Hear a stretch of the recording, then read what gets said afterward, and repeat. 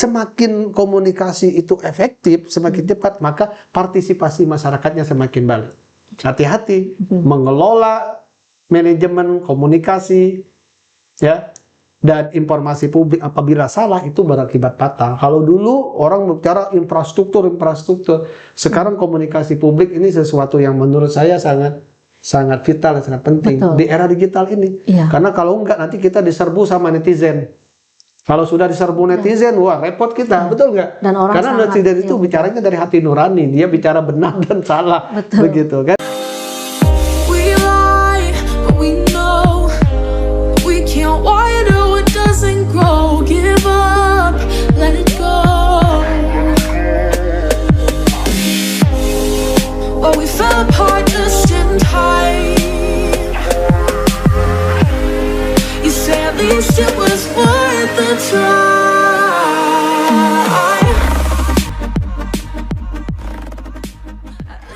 Sejalan dengan Undang-Undang Nomor 14 Tahun 2008 tentang keterbukaan informasi, bahwa semua badan publik secara mau tidak mau harus melaksanakan keterbukaan informasi publik. Nah, hari ini kita kedatangan salah satu komisioner Informasi Pusat, Bapak Syawaludin.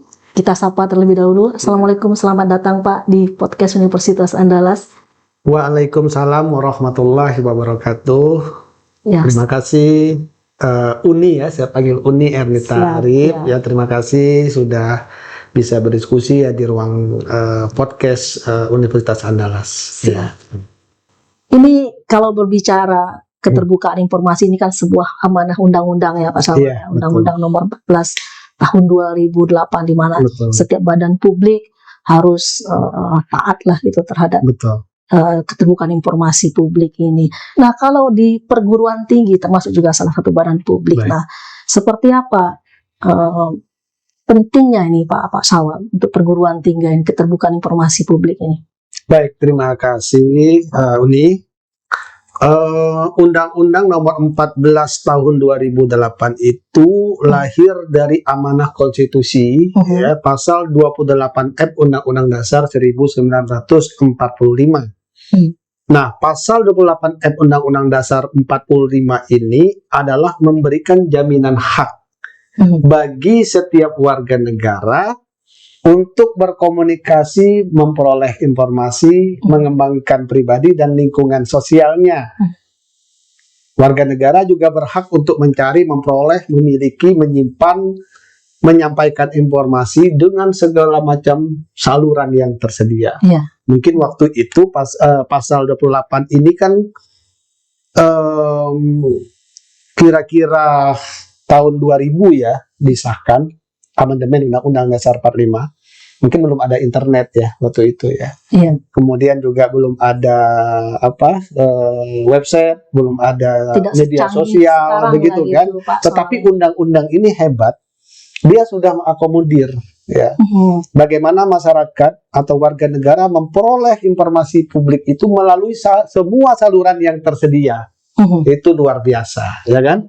Nah, kita hidup sekarang di era digitalisasi. Ya. Lebih memudahkan lagi bagaimana informasi publik itu bisa tersampaikan dengan cara yang cepat, tepat, akurat kepada warga negara atau kepada masyarakat.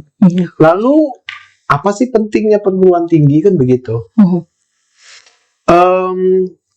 Perguruan tinggi itu salah satu badan publik negara. Betul. Ya. Badan publik yang dibiayai oleh uang negara, ya. Baik itu APBN, mungkin juga ada APBD yang terserap ke sana. Badan publik yang dibiayai oleh negara, yang memiliki visi dan misi untuk memberikan pelayanan publik kepada negara, maka badan publik tersebut wajib bertanggung jawab, accountability, di dalam pengelolaan badan publik tersebut, termasuk perguruan tinggi. Jadi ada kewajiban untuk menyampaikan segala hal yang dikelola oleh kampus kepada masyarakat. Itu esensi awalnya. Kalau kita melihat tujuan daripada Undang-Undang KIP ya, Undang-Undang Keterbukaan Informasi Publik, bahwa undang-undang ini awalnya memberikan jaminan hak bagi setiap warga negara untuk mengetahui rencana pembuatan kebijakan publik. Jadi rencana saja, rencana kebijakan publik, program kebijakan publik, dan proses pengambilan keputusan publik itu adalah hak daripada setiap warga negara untuk mengetahui. Jadi bukan dalam produk jadinya saja. Prosesnya Ya, prosesnya saja, rencananya Wajib. saja, Baik. itu sudah menjadi hak daripada setiap warga negara untuk dapat mengetahuinya. Ya, situ poinnya. ini ya, poin Pak. yang pertama yang kalau kita lihat di tujuan Undang-Undang Keterbukaan Informasi Publik.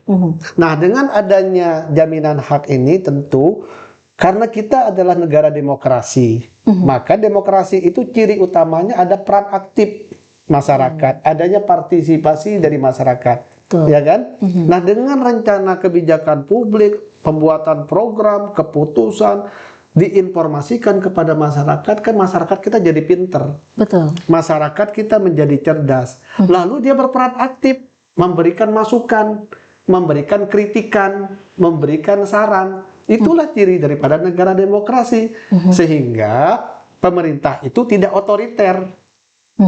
Ya, pemerintah itu tidak diam-diam atau main-main sendiri, tetapi ada hak masyarakat untuk memberikan kontribusi. Pak, yang baiknya begini, Pak, kebutuhan kami itu ini loh yang sebenarnya. Jadi tidak hanya asal dia bikin program tanpa melihat kebutuhan masyarakat. Ya. Nah, setelah adanya peran serta dari masyarakat, tentu masyarakat juga akan menjadi orang yang pintar, cerdas, ya kan? Dan pada akhirnya disinilah mata rantai, ya, ketika adanya jaminan hak, kemudian peran aktif masyarakat, masyarakat menjadi pintar dan sebagainya, maka timbullah good government yang sering kita dengar-dengar itu, ya kan? Tujuan daripada pelaksanaan pelayanan publik itu adalah good government, adanya transparansi, adanya partisipasi publik, lalu adanya akuntabilitas, ya, adanya pertanggungjawaban. Jadi badan publik ini wajib bertanggung jawab kepada warga negaranya. Ini loh yang saya kerjakan dengan uang yang kalian bayar pajak itu. Kurang lebih begitu bahasa sederhananya, ya kan? Nah, lalu badan publik termasuk juga perguruan tinggi negeri dalam hal ini itu harus mengelola informasi-informasi itu, mengelola dokumen-dokumen yang ada di dalam badan publik itu, sehingga karena ini merupakan hak masyarakat. Jadi jangan kita menganggap bahwa dokumen yang kita miliki ini, ya, aset-aset informasi yang kita miliki itu hanya milik kita. Ini merupakan bagian daripada milik masyarakat. Suatu saat masyarakat memintanya, suatu saat masyarakat memohon informasinya, maka kita harus kasih.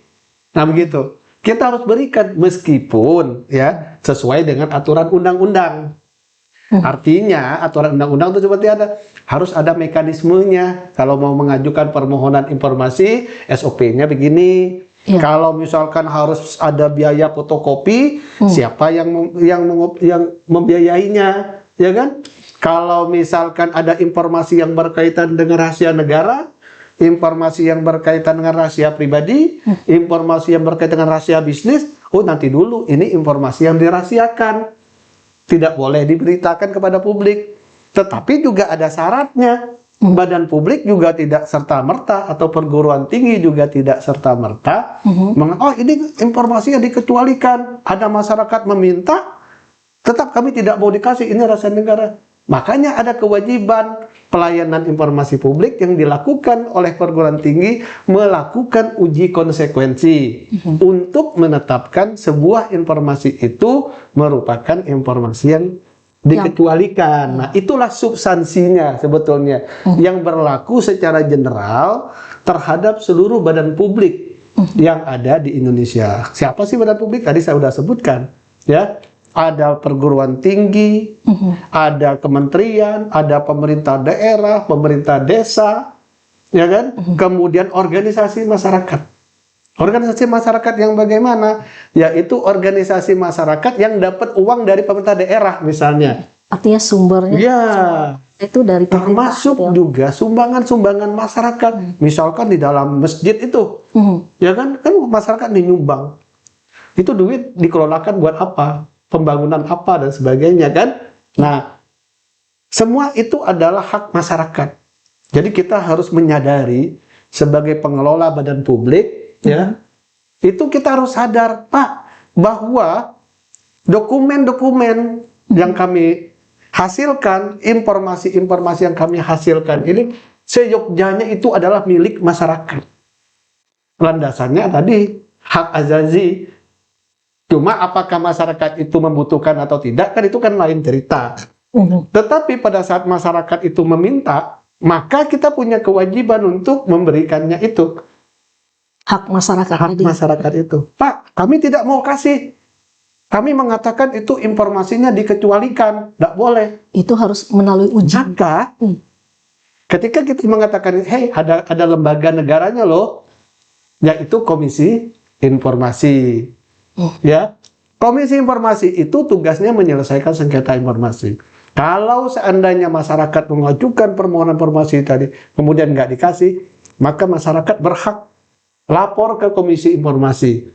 Disitulah Komisi Informasi secara akuntabilitas melihat pertanggungjawaban daripada badan publik tadi. Hey, untuk menentukan apakah informasi tersebut informasi yang terbuka atau tidak, kan gitu. Belum tentu juga informasi yang terbuka. Bisa saja dalam persidangan kita mengatakan informasi itu ditutupi karena termasuk dalam kategori yang saya sebutkan tadi, yang menyangkut rahasia negara, rahasia bisnis, kemudian rahasia pribadi, ya kan, data-data pribadi orang, kapabilitas, itu termasuk yang ditutup-tutupi, kan begitu kan. Nah, jadi substansi garis besarnya seperti itu, ya. Nah, lalu mungkin ada pertanyaan. Saya terlalu full bicara. Masalah Pak. Iya. Jadi karena hak informasi adalah hak, itu publik juga ingin mengetahui Pak Syawal. Informasi, ada kriteria informasi, kan tidak semua informasi. Tadi sudah disinggung, ada yang dikecualikan. Kriteria-kriteria yang masyarakat bisa akses khususnya di perguruan tinggi ini dikelompokkan. Iya. Sebetulnya secara general ya, hak dan kewajiban warga negara, maksudnya masyarakat, dan hak dan kewajiban badan publik termasuk perguruan tinggi itu secara general itu mirip sama. Jadi hak dan kewajiban badan publik termasuk perguruan tinggi itu adalah kewajibannya itu adalah memberikan informasi publik, melayani permohonan informasi publik, itu adalah kewajibannya. Iya. Ya. Lalu haknya apa? Haknya menolak. Bisa juga. Ya, dia bisa menolak ketika ada permintaan informasi dari masyarakat apabila memenuhi kriteria 3 hal. 1, informasi itu berkaitan dengan rahasia negara. Ya, berkaitan dengan rahasia pertahanan dan keamanan dalam proses penegakan hukum, dalam apa yang menyangkut aset kekayaan negara, misalnya seperti itu. Maka badan publik bisa publik bisa menolak. Ya kan, bukan berarti setiap ada permintaan informasi lalu dipenuhi, kita punya hak tadi, ya kan? Nah, kemudian yang berkaitan dengan rahasia bisnis, ya kan, ada proses tender. Ya kan? Masa dibocorkan, Pak, yang ini menawarkan 100 juta. Iya. Ada yang minta misalnya ya, ada yang mengajukan permohonan, Pak, saya mau tahu perusahaan A itu berapa sih penawarannya. Lalu PPID-nya dibuka kepada publik. Iya. Ya kan? Nah, itu tidak boleh karena menyangkut persaingan bisnis. Itu proses penawarannya, tetapi dokumen-dokumen berikutnya itu ya itu adalah informasi yang terbuka, dokumen-dokumen, tapi proses penawarannya agar tidak terjadi persaingan bisnis ya antara perusahaan, maka kita lindungi. Tapi dokumen-dokumen kontrak setelah itu menjadi informasi yang terbuka. Dokumen kontraknya berapa sih harga realisasinya? Berapa sih harga barang sehingga publik kan bisa melihat ini terjadi markup atau tidak, fiktif atau tidak dan sebagainya, begitu ya. Tapi proses penawaran bisa kita rahasiakan. Itu persaingan bisnis. Atau misalkan hak kekayaan intelektual, biasanya kan di kampus itu kan banyak sekali tuh karya-karya ilmiah ya kan, atau temuan-temuan hak cipta, Iya. begitu kan, saya mau tahu bagaimana sih cara membuatnya, bahannya apa dan sebagainya, maka itu kita berhak menolak, karena apalagi kalau itu sudah didaftarkan di Dirjen AHU ya. Iya. Nah, terkait dengan kekayaan intelektual itu nggak boleh yang begitu kan. Nah, biasanya di kampus itu banyak itu kan yang begitu. Strateginya Nah, Pak Sawal, satu lagi, jadi yang berkaitan dengan kapabilitas. Kapabilitas itu ada dua hal. Pertama, kemampuan seseorang. Kapabilitas, misalnya kita ingin tahu kecerdasan orang itu berapa. tidak bisa itu ya. Itu nggak boleh, karena menyangkut kapabilitas dan riwayat kesehatan. Itu juga. Ya kan, saya ingin tahu Pak Rektor ini sakit apa ya, misalnya begitu kan, untuk ininya. Lalu saya cari datanya di rumah sakit atau di apa, sehingga saya dapat dokumennya. Ya kan? Nah, itu nggak boleh, saya bisa dipidana. Betul. Atau saya mau cari rekeningnya Pak Rektor berapa, misalnya, itu nggak boleh. Ya kan? Seri, Nah, gaji, itu honor. menyangkut informasi yang dikecualikan, ya, dokumen pribadi yang seperti itu. Jadi ada yang dilindungi, kapabilitas tadi. Tetapi kapabilitas itu boleh dibuka kepada si peminta informasi, si pemohon, selama dia mengizinkan. Oh, boleh gitu. Ya, misalnya ini nomor telepon saya itu sifatnya pribadi, kecuali nomor telepon kantor, ya enggak? Tiba-tiba si A memberikan kepada si B memberikan kepada si C dan sebagainya. Nah, itu secara, karena handphone nomornya itu adalah milik pribadi, maka saya bisa protes. Tetapi Pak, makanya kadang-kadang kan kita sering, Pak, boleh nggak Pak, ada orang yang minta nomor telepon Bapak, Nanti. itu ada konfirmasinya, ya kan? Nanti kita berikan. Atau Ya, ada ininya, Pak, ini ada teman Pak yang mau minta nomor telepon Bapak, boleh nggak? Nah, kalau kata saya, oh boleh, silakan. Baru itu informasi sudah bersifat terbuka ketika ada dari saya, begitu, persetujuan dari saya. Konteksnya begitu ya. Nah, jadi itulah yang dikatakan sebagai informasi yang dikecualikan. Nah, informasi yang dikecualikan itu sifatnya ketat dan terbatas.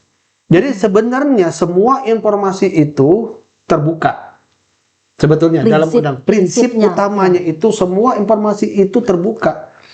Tapi tadi Bapak bilang ada informasi yang dikecualikan, ada informasi yang ditutup. Iya, ada informasi yang dikecualikan, sifatnya ketat dan terbatas.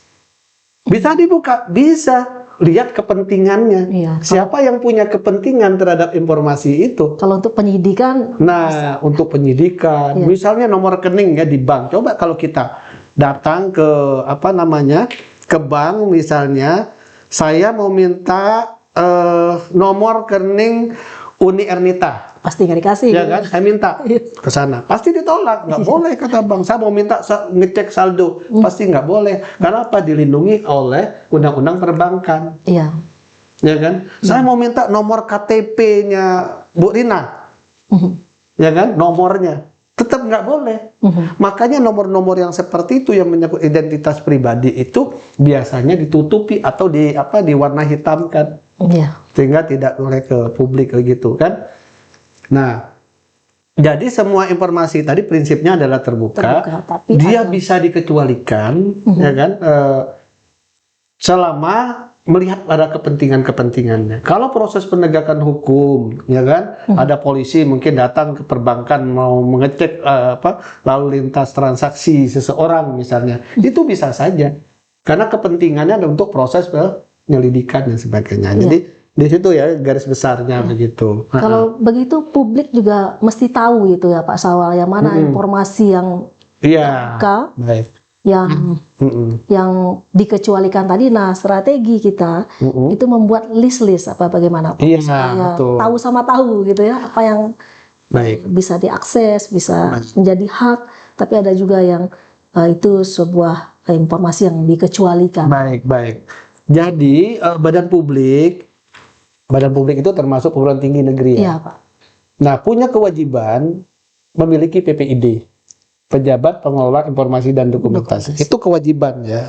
Nah, disitulah PPID memiliki tugas untuk mengelola informasi dan dokumentasi tadi, untuk memilah mana yang merupakan informasi yang bisa dibuka kepada publik, mana informasi yang dikecualikan, serta melakukan pemutahiran terhadap informasi. Nah, di situ PPID punya peran, yaitu membuat daftar informasi publik, ya. Nah, DIP ini disusun, kemudian karena sekarang eranya teknologi digital dimasukkan ke dalam website, ya. Nah, ketika ada masyarakat meminta informasi, maka dia bisa langsung dia mengajukan permohonan kepada PPID-nya, pejabat pengelola informasi dan dokumentasi, nanti disetujui, kemudian dibukalah linknya kemana, begitu, sehingga bisa diambil secara langsung, ya kan, kalau memang itu ada linknya. Maka kita mau cek apakah kita memiliki nggak informasi itu. Kan tidak semuanya kita tampilkan di website, betul nggak? Iya. Nah, tidak semua informasi kita ada di website, tetapi tiba-tiba ada masyarakat yang meminta informasi yang tidak ada di website. Nah, ketika tidak ada di website, maka PPID-nya menganalisa informasi ini ada nggak sih di kita. Kalau dia ada, selama dia bukan informasi yang dikecualikan, maka harus diberikan begitu kepada si pemohon informasi. Nanti kita lihat pemohon ini puas nggak sih. Kadang-kadang kan kita minta A dikasih B. Minta 5 dikasih 1 misalnya. Nah, ini nggak sesuai, tidak sesuai, ya kan. Kalau dia tidak sesuai, nanti masyarakatnya bisa protes. Nah, kalau dia protes, dia bisa mengajukan keberatan kepada siapa? Kepada atasan PPID. Kalau di kampus, atasan PPID itu adalah sekretaris kampus, ya, namanya sekretaris kampus. Nah, disitulah atasan PPID itu nanti melihat. Nah, kalau tidak ditanggapi oleh atasan PPID-nya, maka selama 30 hari kerja paling lambat, nanti masyarakat tadi merasa tidak puas juga atau dengan tanggapan tadi, dia ajukan sengketa di Komisi Informasi, begitu. Nah, disitulah nanti Komisi Informasi bertugas untuk melihat bahwa informasi itu diputuskan terbuka atau tidak terbuka, begitu kan, itu mekanismenya gitu, ya. Banyak nggak sih yang sengketa di Komisi Informasi, ya kan? Memang beda-beda daerah, ya. Mungkin teman-teman di Provinsi Sumbar juga sering bersidang. Tadi kemarin dia bilang ada 4, satu hari ada 4 register dia sidang. Nah, kalau di KI Pusat bagaimana, Pak? Hari ini masih ada 115 register yang belum kita papain, yang masuknya 3.000 lebih register sengketa informasi, ya kan? Nah, masih ada 115. Itu kan artinya apa? Ya itu tadi, pelayanan kita kepada publik itu atau kepada masyarakat itu masih belum maksimal, sehingga masyarakat itu yang tidak puas akhirnya mengajukan sengketa di Komisi Informasi. Nah, bagaimana ini Pak mengorkestrasikannya dengan unit-unit ini, karena sumber informasi kita di berbagai unit tadi gitu. Baik, iya. PPID itu kan ada PPID utama, ya. Dia dalam satu struktur berdasarkan SK Rektor. Betul. Ada PPID utama, ada PPID pelaksana, ya. Ini macam-macam namanya. Ada yang menyebutnya PPID unit, ada yang menyebutnya PPID pelaksana, ada juga yang menyebutnya PPID pembantu. Tapi nggak apa-apa. Ya. Yang penting mereka di bawah koordinasi PPID. Ya. Nah, sumber-sumber informasi itu adanya di PPID pelaksana ini, ya. Misalnya di dalam SK Rektornya, PPID pelaksana itu siapa? Oh, fakultas, ya kan? Lembaga. Nah, atau lembaga yang ada di lingkungan UNAN ini. Nah, di situ harus ada adminnya. Siapa yang ditunjuk? Jadi bukan di fakultasnya. Jangan-jangan nanti pikiran kita fakultas itu dekan. Bukan. Jadi siapa? Apakah sekretaris dekan? Ya, secara otomatis dia sebagai PPID pelaksana. Jadi langsung menunjuk kepada orang, begitu, ya. Jadi biar fokus. Jadi ketika nanti kita mengundang untuk rapat koordinasi, maka orang itu yang dipanggil. Makanya di SK Rektornya harus jelas, ya kan? Saya ambil contoh sederhana biar bisa ini kan. Di pemerintah daerah, atasan PPID itu adalah Sekda. PPID utamanya adalah Kepala Kadis Kominfo. Ya. Lalu PPID pembantu yang ada di SKPD itu adalah sekretaris dinas. Bukan kepala dinas. Bukan kepala dinas, jadi sekretaris dinas. Dan itu disebutkan di dalam SK itu, ya kan? Nah, jadi ketika kita mau melakukan rapat koordinasi, maka yang dipanggil langsung yang bersangkutan. Kalau kita meminta informasi, maka yang bersangkutan itu, makanya nanti dibuatlah grup besar. Grup PPID UNAN, Ya, Ya. dari situ Nah, dari- di situ lengkap mulai dari atasan PPID-nya, bila perlu mulai dari PPID utamanya siapa? PPID apa namanya? Pembina PPID-nya itu adalah Pak Rektor, kemudian atasan PPID-nya sekretaris, universitas. PPID utamanya dan seterusnya. Itu buat aja grup begitu. Nah, itu cukup efektif ya melalui grup itu. Jadi nanti misalnya kita mau menyusun DIP ya, daftar informasi publik itu kan ada formnya ya. Ada formnya, nanti kalau memang kurang paham bisa koordinasi dengan teman-teman KI provinsi ya, formnya seperti apa. Nah, form itu ya nanti dikirim saja kepada mereka ya, suruh mereka mengisi mana yang masuk dalam informasi berkala, mana informasi yang setiap saat dan seterusnya. Kalau punya waktu silakan saja dipanggil dulu untuk koordinasi setelah SK-nya ada. Mudah-mudahan tadi dibilang Pak Sekretaris SK-nya minggu ini selesai. Nah, setelah ada SK, dalam rangka untuk membagi SK itu, diundang aja rapat internal. Begitu. Diundang rapat internal, dijelaskan bahwa PPID pelaksana itu adalah ini, tugasnya itu kan ada di dalam SK itu biasanya, di peraturan rektor itu kan ada tugas nih. PPID utama tugasnya ABC, PPID pelaksana tugasnya ABC. Itu aja ditekankan untuk menjadi tanggung jawab mereka. Salah satu tadi menyusun DIP dan sebagainya gitu kan, nanti mereka mengusulkan mana-mana yang menjadi ini kan apa namanya informasi-informasi itu kan sebenarnya kita bisa benchmark ke kampus-kampus yang lain. Ini kan mirip-mirip lah ya dengan kampus-kampus yang sudah informatif tuh mirip. Nah, paling-paling kita bisa tanya ya, kita bisa tanya kepada misalnya fakultas A, ini informasi ini ada nggak di kalian? Oh, ada Pak, katanya misalnya kan ada, taruhlah misalnya tentang profil pejabat di setiap fakultas kan pasti ada kan? Iya. Nah, profilnya ada. Nah, tinggal kita bikin linknya saja. Kan biasanya fakultas ini punya website sendiri. Iya, betul. Ya kan? Ya, Nah, masing-masing. bagusnya nanti di fakultas di websitenya itu ada link PPID-nya. Begitu. Ya kan? Nah, jadi ketika ada permohonan informasi dari masyarakat itu mereka mintanya nggak langsung ke sana. Tapi mereka ke PPID utamanya dulu. Ya. Nah, nanti dari PPID utamanya baru dibuka linknya yang bersangkutan tadi.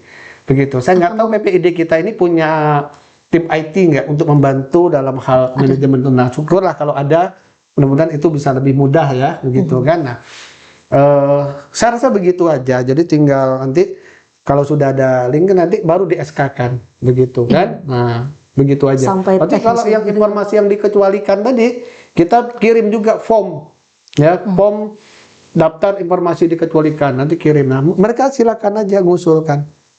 Setelah mereka usulkan, baru kita tetapkan, ya, mana yang merupakan informasi yang dikecualikan, begitu. Nah, kemudian baru di SK-kan.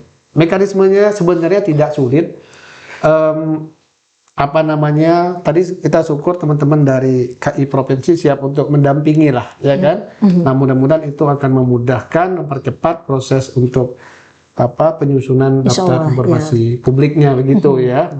Untuk mencapai, misalkan ada kriteria juga ya Pak Salmannya, ada apa, mulai dari menuju cukup sampai informatif. Iya. Nah, ini bagaimana setiap badan publik mensikapi itu Pak Salman? Baik. Jadi monitoring dan evaluasi ini adalah salah satu program prioritas nasional Komisi Informasi Pusat.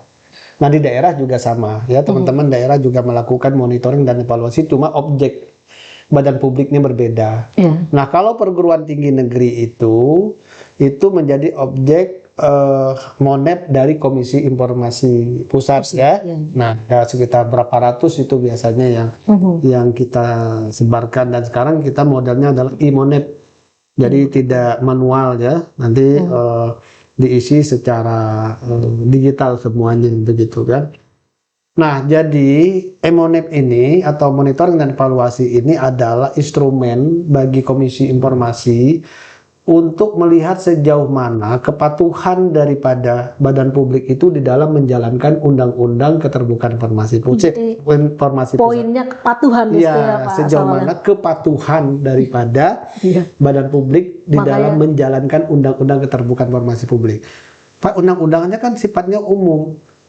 Nah, setelah ada undang-undang, maka kita membuat yang namanya peraturan. Ya. Peraturan Komisi Informasi Nomor 1 Tahun 2021 tentang standar layanan informasi publik. Jadi, kalau kita mau bicara tentang keterbukaan, kita mau bicara bahwa badan publik kita informatif atau tidak, maka standar minimalnya adalah ada pada Peraturan Komisi Informasi Nomor 1 Tahun 2021. Nah, dari situ maka kita uraikanlah menjadi parameter-parameter penilaian yang tadi sudah kita sebutkan. Apa saja sih parameternya, ya kan? Parameternya tadi ada tentang sarana prasarana gitu. Ada Kita lihat nih, misalkan 6 seperti atau 5, Unan nih, kita lihat ruangannya bagus, ya kan? Ya kan? Ada websitenya, ada ruangan yang bagus, yang nyaman dan sebagainya, begitu kan? Nah, sarana prasarananya. Kemudian kita lihat juga kualitas informasinya. Yang tadi ada nggak sih update terhadap informasi yang berkalanya? Jangan sampai nanti malah di websitenya informasi tahun 2015 yang masih muncul. Harusnya kan update terus, begitu kan? Nah, itu peran. Kemudian berkaitan dengan jenis informasinya. Informasi yang terbuka mana, informasi yang kecualikan mana, kemudian melakukan uji konsekuensi atau tidak. Kemudian juga kita lihat parameter dari sisi komitmen organisasinya yang berkaitan dengan ada nggak sih anggarannya, ya kan? Iya. Jadi jangan sampai kita di bidang lain anggarannya besar, tetapi di pelayanan informasi malah nggak sedia anggaran. Ya bagaimana mau jalan, begitu ya. Kita mau ngobrol-ngobrol aja mungkin kita butuh air minum, kita butuh snack, kita butuh apa kan, kita butuh belajar ke tempat yang lain dan sebagainya. Berarti anggaran juga harus diperhatikan. Kemudian SDM harus ada juga ya, tim-tim yang mengelola ini, ya kan. Nggak mungkin cuma 1 orang 2 orang, ya kan, harus cukup banyak. Sebenarnya kita keluarganya cukup besar, ya, cuma belum diintegrasikan. Yang saya maksud keluarga besar tadi ada PPID utama. Iya. Nah, kemudian juga ada PPID pelaksana yang ada di fakultas-fakultas. Ini kan sebenarnya keluarga PPID. Dan itu bagian SDM. Bagian daripada SDM tadi sebenarnya. Maka ini harus diintegrasikan terlebih dahulu melalui koordinasi yang cukup intensif, begitu ya. Kemudian dukungan regulasinya juga. Nah, ini juga bagian daripada komitmen. Ya, bagaimana rektor membuat regulasi, misalnya peraturan tentang standar layanan informasi, SOP-nya dan sebagainya gitu ya. Semakin banyak peraturan yang berkaitan dengan ini ya semakin baik ya, karena ini menjadi komitmen daripada organisasi. Kemudian digitalisasi ya, kita juga melihat nih nanti dalam penilaian monitoring dan evaluasi tahun ini ada nggak sih layanan digitalisasinya? Jangan-jangan masih manual gitu kan? Maksud saya, semakin jauh jangkauan kita kepada masyarakat menggunakan teknologi digital, maka itu semakin efektif. Misal, bagaimana orang yang ada di pesisir selatan mengetahui program kerjanya Universitas Andalas, ya kan?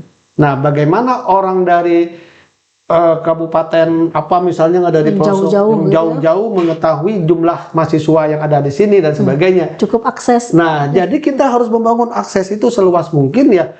Cara yang paling efektif dan murah adalah digitalisasi. Kalau sekarang ini ya, saya keliling beberapa tempat di Indonesia itu kan mereka sudah mengembangkan yang namanya command center salah satunya.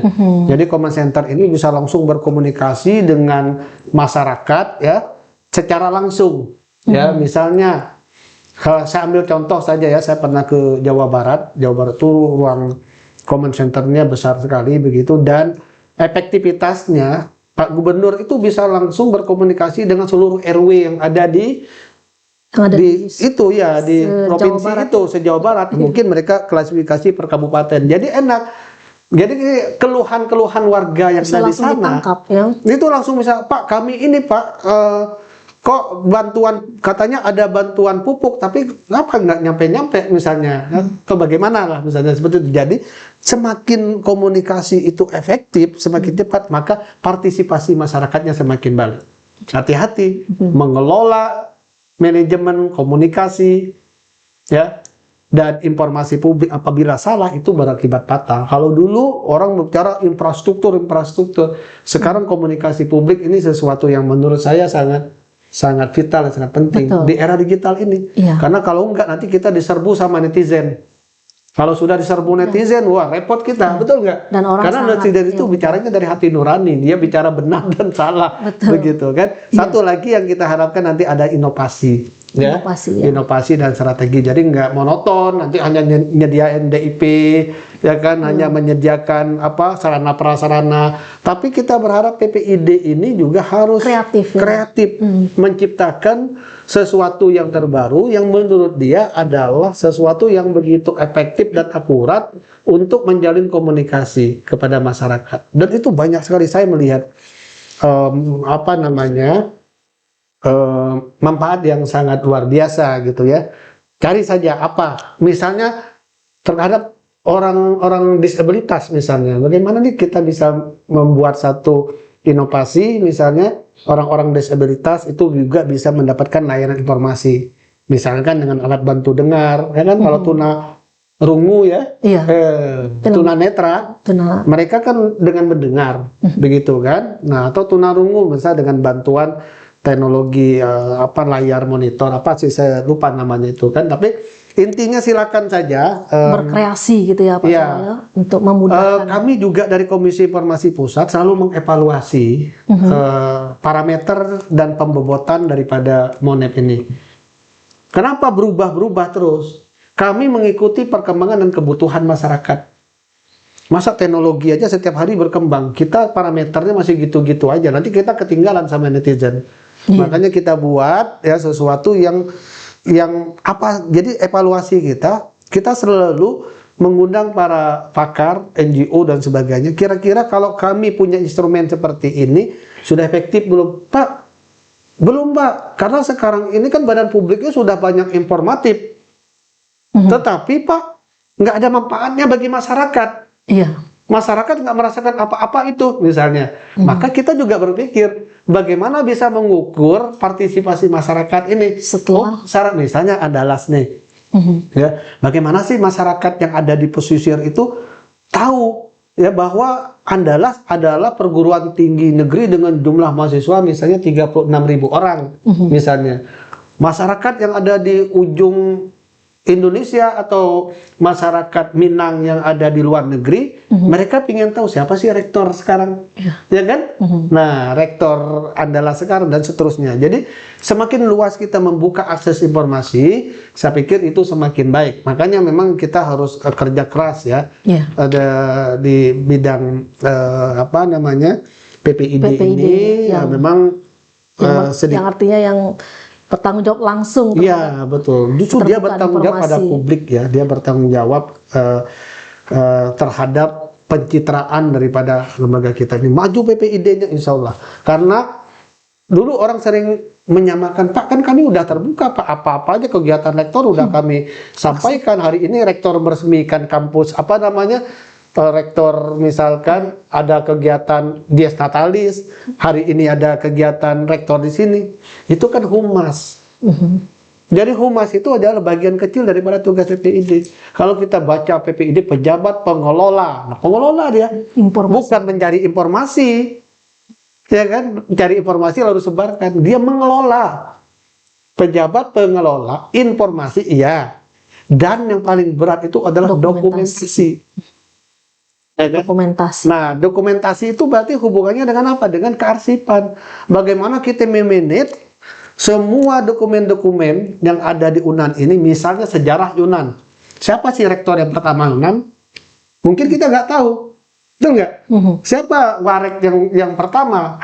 Berapa jurusan dibuka? Siapa menterinya misalnya? Itu harus menjadi sebuah dokumentasinya lengkap itu. Iya, terrecord sampai begitu sebetulnya tugas PPID itu ya, sangat mulia menurut saya kan. Makanya PPID itu dia semakin dia informatif, nanti pikirannya itu selalu berkembang. Ya, saya kan tadi saya pernah sampaikan, saya pernah diajak oleh PTK itu pusatnya di Bandung ya, Jawa Barat ya kan. Nah, saya berkunjung ke sana visitasi, lalu saya diajaklah ke dalam bunker gitu loh, macam kayak terowongan. Tuh, rupanya di situ gudang. Dia bercerita, Pak, inilah dokumen lengkap tentang sejarah perkereta apian di Indonesia. Masih menggunakan bahasa Belanda. Masih tersedia. Masih tersedia. Ya kan, rel yang pertama itu ini, biaya pembuatan relnya, bahasa Belanda, pokoknya lengkap, bahkan bertahun. Begitu. Itu sebetulnya tugas dari dokumentasi itu yang beratnya. Tidak hanya sekedar PPID terus mencapai informatif lalu selesai. Begitu, ya kan? Luar biasa, tugasnya tugas mulia sekali. Memang tidak ringan begitu. Harusnya kita punya di sini ya, harus punya kayak fakultas itu sendiri gitu. Iya, tapi boleh dibantu SDM mungkin, mahasiswa juga boleh mungkin membantu tugas-tugas kita di sini gitu kan, termasuk pendokumentasian dan sebagainya. Saya di beberapa tempat kemarin juga begitu, di pertanahan juga ya kan, dia lagi membuat dokumentasi tentang warkah tanah itu dari tahun ke tahun begitu. Karena tidak menutup kemungkinan suatu saat orang meminta data itu. Iya.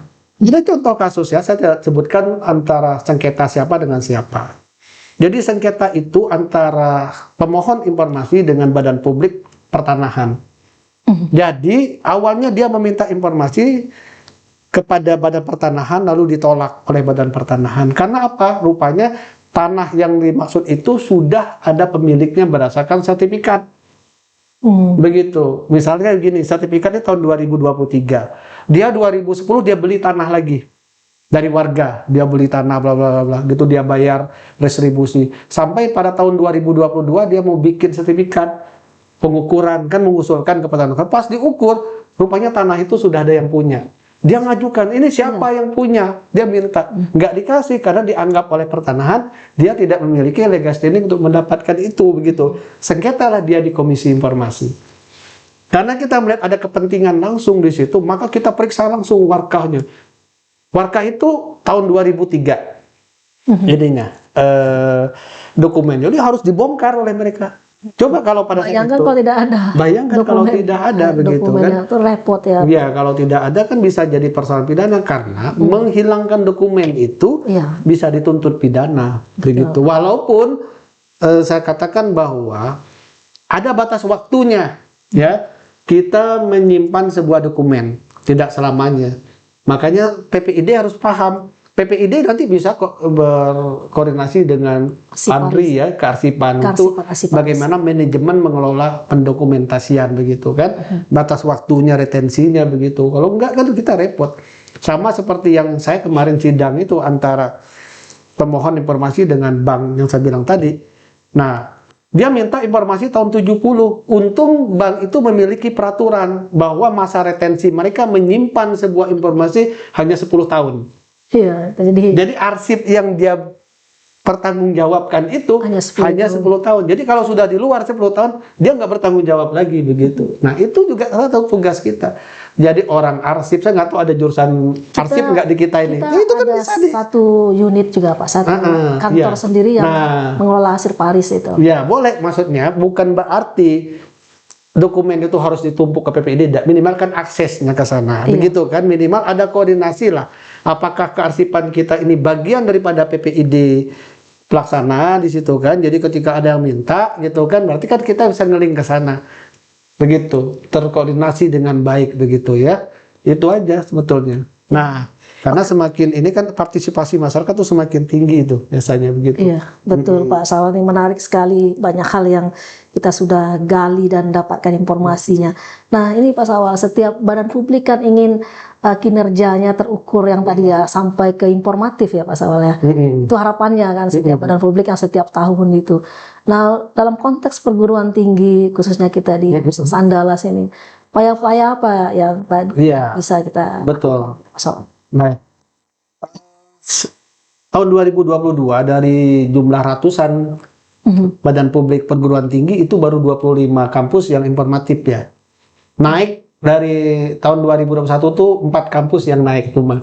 Yang tadinya mungkin di bawah itu ya, menuju informatif atau cukup informatif, baru hanya naiknya 4. Berarti 25 kampus yang informatif ya, itu data 2000. Dari 100 berapa saya lupa lagi ya, 125 atau berapa datanya, tapi baru ada 25 kampus yang memperoleh predikat informatif. Nah, lalu sekarang UNAN ya, data kita menunjukkan dia masih cukup informatif Berarti skor 68, sekian tadi ya datanya. Nah, untuk mencapai informatif, kita kan ada instrumen. Ya, instrumen itu yang tadi saya sebutkan ada 6 indikator atau parameter, lalu ada uraian-uraiannya. Silakan saja dilengkapi. Batas waktunya kan ke depan masih 2 bulan. Nah, silakan dilengkapi ya. Dari setiap instrumen itu dicentrang. Oh, ini nomor 1 sudah ada, nomor 2 sudah ada, dan seterusnya itu kan untuk melengkapi itu semuanya. Nanti kalau yang tidak ada atau mengalami kesulitan, maka segera lakukan langkah koordinasi, konsultasi. Ya, koordinasi bisa di internal, misalkan datanya tidak ada, maka segera dimintakan. Konsultasi bisa ke KI provinsi, juga bisa ke KI pusat begitu. Pak, kami nggak bisa bikin ini bagaimana? Yang penting pada batas waktu, ya, pelaksanaan monitoring dan evaluasi semuanya ini sudah lengkap. Begitu. Jadi pada saat submit nantinya, semuanya sudah 100%. Jangan menyerah. Jadi baru 75% nanti udah menyerah ya. Nah, nanti sudah terisi semuanya baru disubmit. Tapi ingat, itu baru satu tahapan. Ada lagi yang berikutnya. Nah, tahapan berikutnya itu adalah presentasi. Presentasi ya. Nah, siapa yang presentasi? Kami berharap pimpinan tertinggi daripada badan publik. Dalam hal ini mungkin Pak Rektor. Ya. Kenapa? Pak, apa bedanya dengan yang di bawah atau misalnya PPID?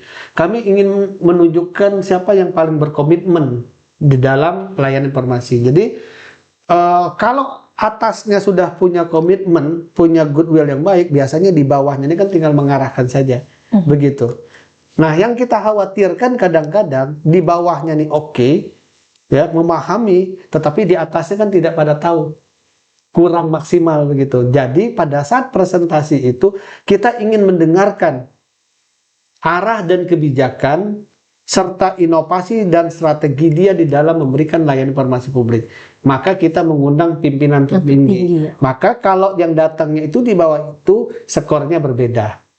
Nilainya berbeda. Biasanya begitu. Kalau di level kementerian ada Pak Menteri, ya kan, dengan Pak Sekjen atau dengan Kepala Biro misalkan, itu memberikan nilai yang berbeda begitu. Begitu jadi langkah-langkahnya yang harus dilakukan begitu kan. Yang penting koordinasi, konsultasi, dan konsolidasi. Carilah. Itu yang pentingnya. Itu 3 hal itu segera dilakukan ya. Kalau kita mau ngupas satu persatu instrumen itu kan mungkin 3 hari 3 malam kita tidak selesai.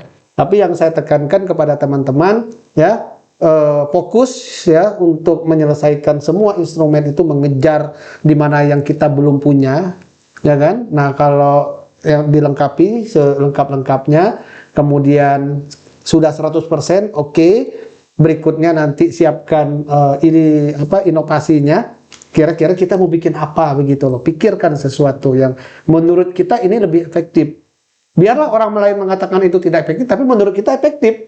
Kan begitu? Ya. Nah, itu nanti dipresentasikan lah, ya. Nah, terakhir nanti ada langkahnya visitasi.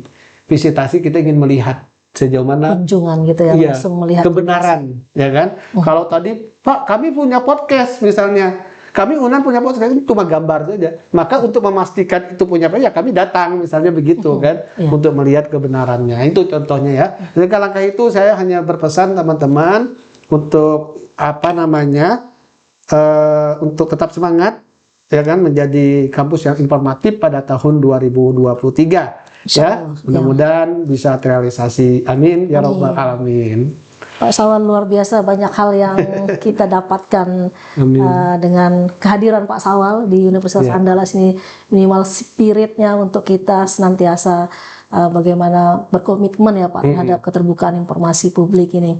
Sekali lagi terima kasih Pak Sawal sudah datang ke Universitas Andalas dan juga sudah banyak memberikan informasi, memotivasi, dan memberikan langkah-langkah strategis. Sekali lagi terima kasih. Sama-sama. Ada waktu nanti berkunjung lagi. Insya Allah ini menjadi tugas dan tanggung jawab saya untuk bersinergi dengan teman-teman di UNAN. Kita sama-sama membangun keterbukaan informasi, menciptakan good government di kampus kita yang tercinta ini, pada akhirnya membangun kepercayaan publik, dan pada akhirnya meningkatkan kesejahteraan bagi kita semuanya. Sahabat akademikus dimanapun berada, demikianlah bincang-bincang kita dengan Bapak Sawaludin, Komisioner Informasi Pusat. Mudah-mudahan apa yang kita diskusikan hari ini menjadi manfaat bagi kita semua. Saya Rita Arif, salam edukasi untuk kejayaan bangsa. Terima kasih.